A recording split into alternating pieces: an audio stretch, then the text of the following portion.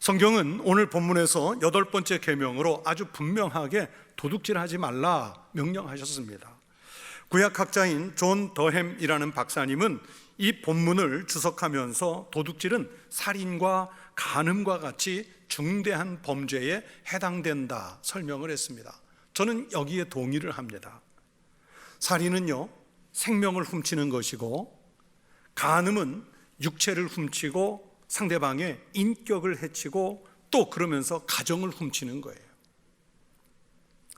도둑질은 삶의 기반을 훔치는 것이기 때문에 이 계명, 살인하지 말라, 간음하지 말라, 도둑질하지 말라는 계명이 같이 있는 거예요. 이 본문의 도둑질이라는 말을 히브리어로 가나브라고 하는데요, 가장 단순한 뜻은 훔치다 이런 뜻이고, 은밀하게 훔칠 때도 이 단어를 씁니다. 사사기 17장 1절부터 5절까지 말씀해 보시면 에브라임 지파 중에 미가라는 사람이 등장을 하는데요, 여러분, 이 미가는 선지자 미가가 아닌 다른 미가입니다.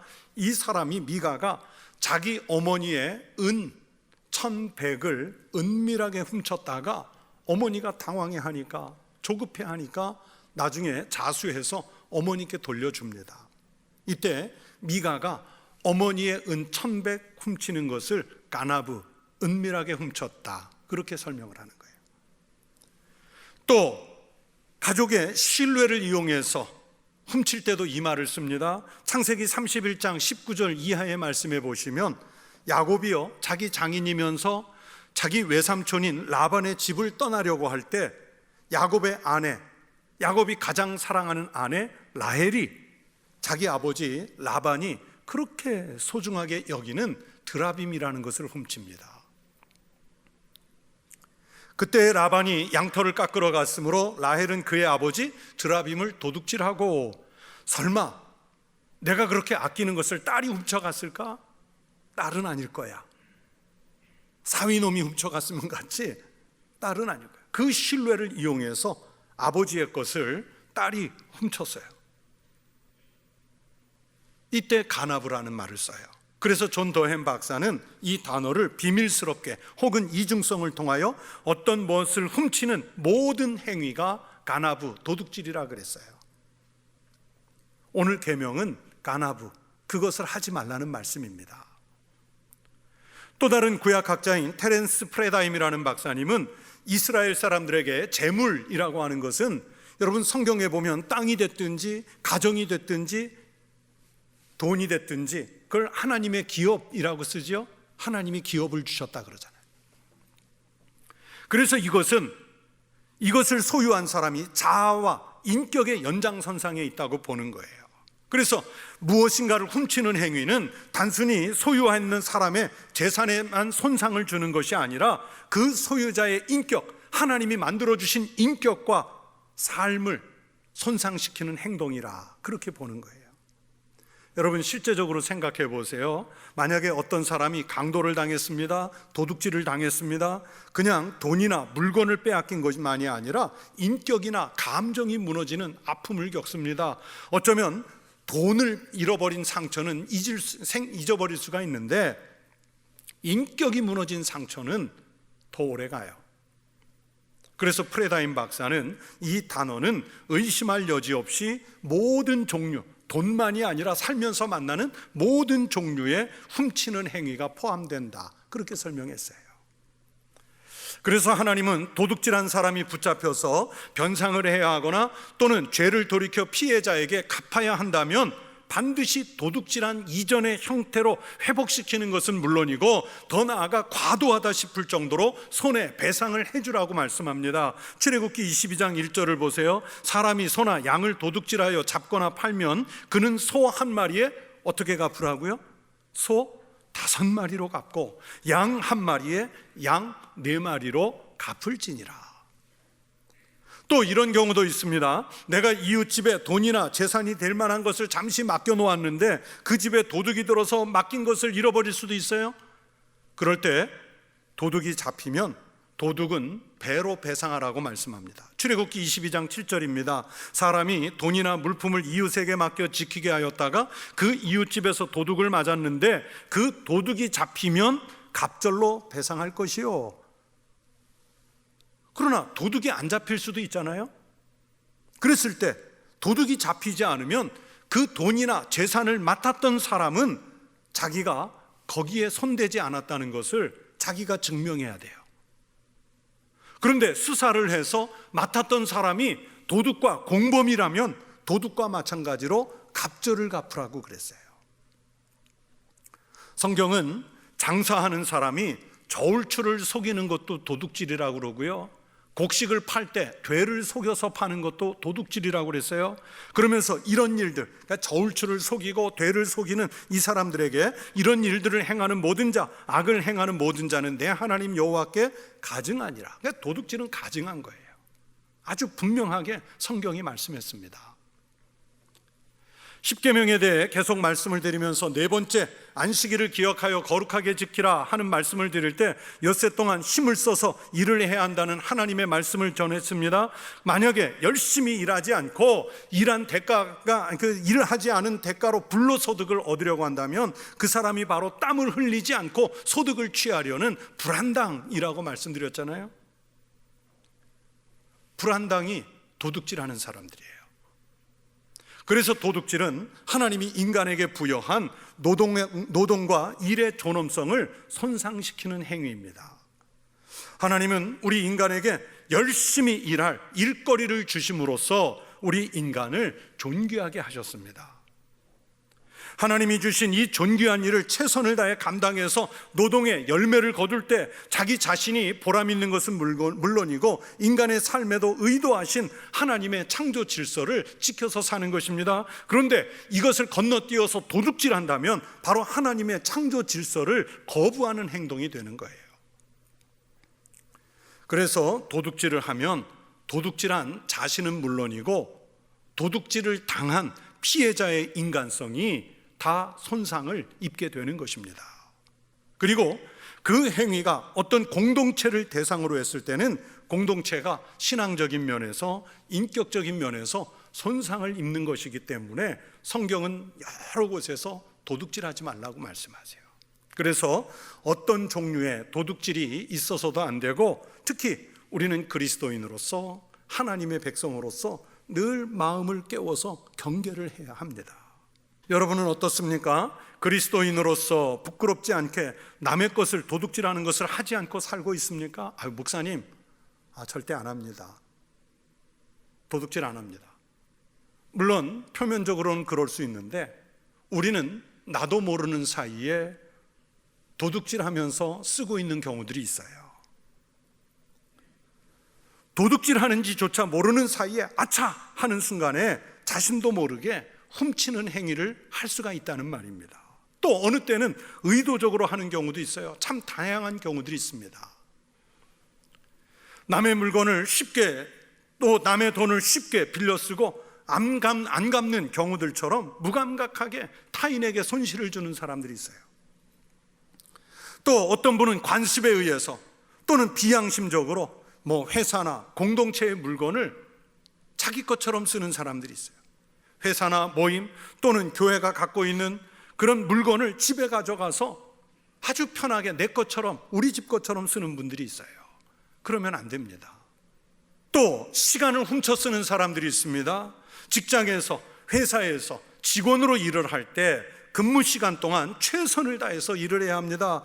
여러분, 회사가 고용한 직원에게 월급을 주는 것은 그 사람의 시간과 그 사람의 재능을 근무 시간 동안 회사를 위해서 쓰라고 돈을 주고 시간과 재능을 월급으로 산 거예요.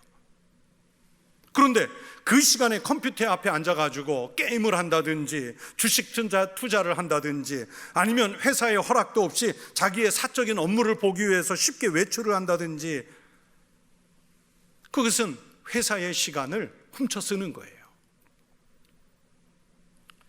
교회 일에 열심인 사람들이 아주 쉽게 범하는 일이 있는데, 회사에서 근무 시간에 교회 일을 하는 사람들이 있어요. 말씀드린 것처럼 그 시간은 직장에서 산 시간인데 교회를 위해서 일한다고 해서 결코 좋은 일도 아니고 은혜로운 것도 아니고 덕스럽지도 않습니다. 그런데 많은 이가 회사까지 가서 늘 교회를 생각한다고, 은혜롭다고. 아니요, 하나도 은혜롭지 않아요. 그 시간을 훔치고 있는 거예요. 정말 잠깐 짬을 내는 것이야 뭐 살면서 이해가 한다고 치지만, 정말 몇 시간씩 필요하다면 월차나 연차나 반차를 내서 쓰면 되잖아요. 아니면 그 시간에 못한 업무를 집으로라도 가져가서 감당해내야 하는 겁니다. 지식을 훔치는 사람들이 있습니다. 학위 과정 중에 있는 학생이 이미 발표된 논문을 짜집게 하거나 전면 도용해서 논문을 쓰고 학위를 받는 경우도 이 지식 도둑이에요. 반대로 교수님이 자기 학생이 연구한 것을 마치 자기가 연구한 것처럼 그 학생의 그 논문에 공동 저자로 이름을 올려서 제자의 연구를 갈취하는 선생님들도 있어요. 여러분, 이것도 지식 도둑입니다.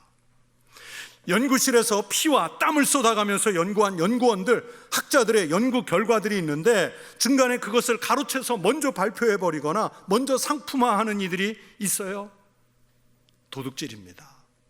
저도 목회자이면서 좀 부끄럽지만 목회자를 폄훼하자면 요즘에 디스한다 그러죠. 셀프 디스예요. 참 부끄러운 말씀이지만 저희 목회자들에게 가짜 신학 박사, 가짜 목회학 박사 학위자가 너무 많아요. 우리나라에서 가짜 박사가 제일 많은 분야가요, 신학 관련입니다. 목회자가 목사이면서 학위를 도둑질한 거예요. 예전에 한창 허위 학력, 학벌 위조가 많아서 정치인, 연예인, 교수님, 유명한 목회자들이 곤혹스러운 일들을 겪었습니다. 왜냐하면 학교를 훔친 거예요. 목회자들이 설교를 표절하는 경우도 많습니다. 한국교회에서 종종 담임 목사들이 설교를 표절했다가 사임하는 경우들이 있습니다. 우리 교단 총회에 목회자 윤리 강령이라는 것이 있는데 목사가 범하지 말아야 할 제일 큰 죄악 4가지가 있는데 그중에 교회 재정을 유용하는 것, 성폭력을 행하는 것, 신체적 폭력을 행하는 것, 그와 더불어 설교 표절이 들어가 있어요. 이 4가지는 다 목회직을 그만두어야 할 만큼 중대한 비윤리적 행태입니다. 가끔 보면 표절한 사람들이 원래 하신 분의 허락을 받고 했다고 변명하는 이들이 있어요. 어느 신학교에서도 그렇게 가르치지 않습니다. 목회윤리의 위배예요.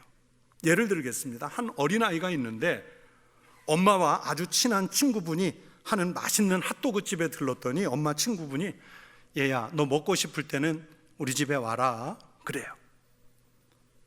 그런데 이놈이 하루도 빠지지 않고 출근 도장 찍듯이 매일 가는 거예요. 그러면 부모 입장에서 어떻게 지도해야 됩니까? 한두 번은 모르지만 앞으로는 반드시 돈을 내고 가서 사 먹어라, 그렇게 가르쳐야죠. 그래도 그냥 먹으면, 매일 와서 그렇게 먹으면 주인의 입장에서 아무리 친구의 애래도 그 아이가 이쁘겠습니까? 부모가 바로 가르쳐야죠. 허락받았다고 매일 가서 먹으면 안 됩니다. 그래서 남의 것을 갖다 쓸 때는 비용이 발생하는 거예요. 논문이나 기타 글을 쓸 때는 반드시 출처를 밝혀서 인용을 합니다.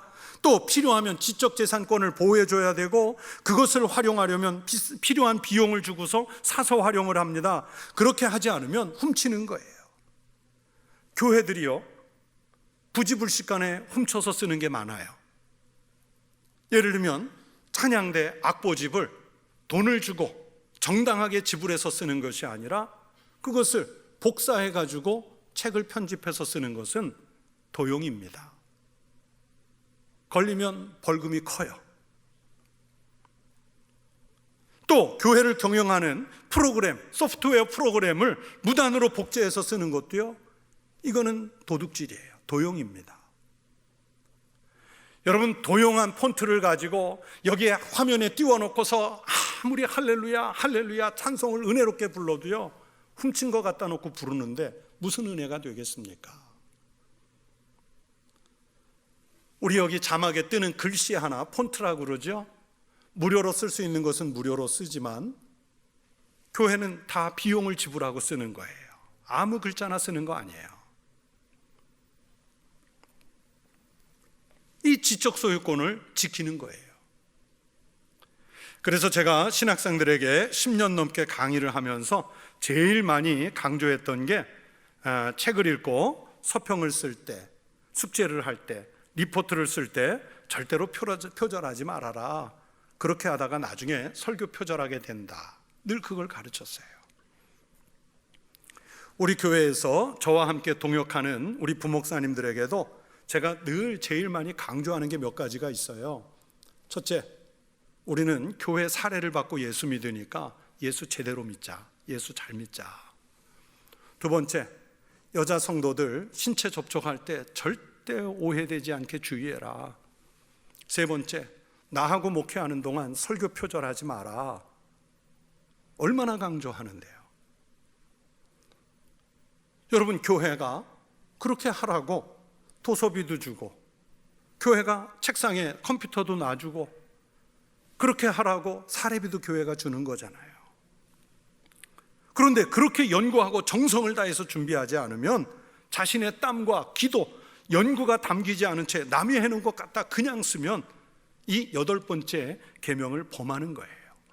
그러면서 나아가서 자기 스스로 목사가 된 것을 포기하는 행위입니다. 여러분, 이단이나 사이비가 무엇이라고 생각하십니까? 이단과 사이비는 성경을 훔친 사람들이에요. 성경의 내용을 훔쳐서 자기들 편리한 대로 조작하고 교주를 신격화하는데 그 거룩한 성경을 사용합니다. 문선명이나 박태선, 이만희, 정명석 같은 이 교주들이 성경을 훔쳐서 사용하는 이단이고 사이비들이에요. 그리고 이 사람들이 훔치는 결정적인 것은 뭐냐면 인간의 영혼을 훔치는 거예요. 영혼을. 아주 간악한 무리들이에요.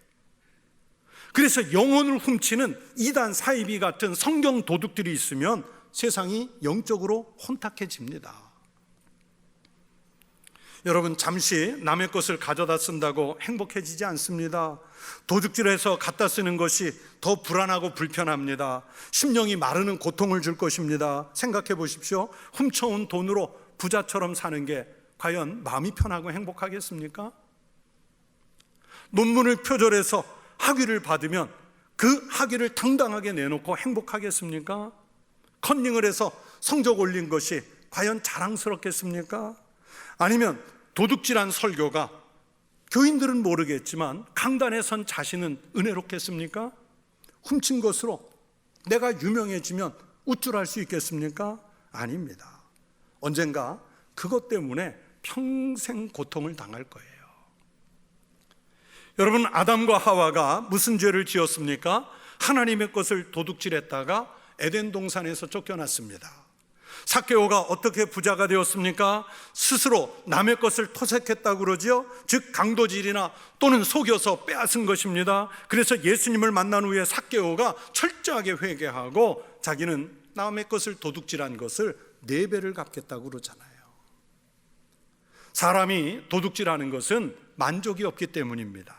사도 바울은 자족하기를 배우라고 그랬습니다. 내가 궁핍함으로 말하는 것이 아니니라 어떠한 형편에든지 나는 자족하기를 배웠노니 나는 비천에 처할 줄도 알고 풍부에 처할 줄도 알아 모든 일 곧 배부름과 배고픔과 풍부와 궁핍에도 처할 줄 아는 일체의 비결을 배웠노라. 여러분, 자족하시기 바랍니다. 남이 조금 더 나은 것 가졌다고 탐내지 마시기 바랍니다. 열심히 일하십시오. 열심히 일하는 사람은, 열심히 일해본 사람은 남의 것도 열심히 일한 결과라는 것을 알기 때문에 그 사람의 것을 훔치려고 하지 않습니다. 오히려 다른 사람이 만든 재산과 결과들을 존중하게 됩니다. 사람은 열심히 일하면서 살라고 하나님이 말씀하셨습니다. 사도 바울을 통해 하나님이 또 말씀합니다. 도둑질하는 자는 다시 도둑질하지 말고 돌이켜 가난한 자에게 구제할 수 있도록 자기 손으로 수고하여 선한 일을 하라. 도둑질을 멈추고 내 손이 수고해서 선한 일을 해서 구제하는 데 쓰라는 거예요. 여러분, 도둑질은요 중독성이 있습니다. 대도 누군지 아시죠? 큰 도둑이라는 별명을 가진 유명한 조세형이 있어요. 최근에 신문 보니까 이 대도 조세형이가 84살인데 지난 연말에 출소했다가 6년을 살고서 출소를 했는데 출소한 지 한 달 만에 도둑질하다 또 잡혔어요. 벌써 이번에 17번째랍니다. 왜 훔쳤을까요? 도벽이라는 중독에 걸린 거예요. 중독이 됐어요. 마약도 중독이고 알코올도 중독이고 담배도 중독인 것처럼 도벽도, 그래서 도벽이라고 그러잖아요. 도벽도 한 번 훔쳤는데 괜찮네, 2번 훔쳤는데 괜찮네, 그러다 자기도 모르게 중독이 돼요. 돈을 훔치는 것, 디자인을 훔치는 것, 산업 스파이가 기술을 훔치는 것, 지식을 훔치는 것, 논문이나 설교를 훔치는 것, 설교를 훔치는 것, 다 중독성이 있습니다. 중독되면 정말 끊기가 어렵습니다. 이 중독을 벗어나야 새롭게 출발할 수 있습니다. 그래서 하나님은 아예 애초부터 8번째 계명으로 도둑질하지 말라 말씀을 주신 거예요. 우리 주변에 자기도 모르는 새 도둑질할 것들이 너무 많습니다. 모르고 훔칠 수도 있고요, 또는 알면서도 유혹에 넘어가 훔칠 수도 있습니다. 그러나 바울을 통해 하나님 말씀하신 대로 우리 그리스도인은 도둑질을 멈추고 오히려 내가 수고해서 모은 것을 남에게 주는 선한 일을 하면서 살아야 합니다.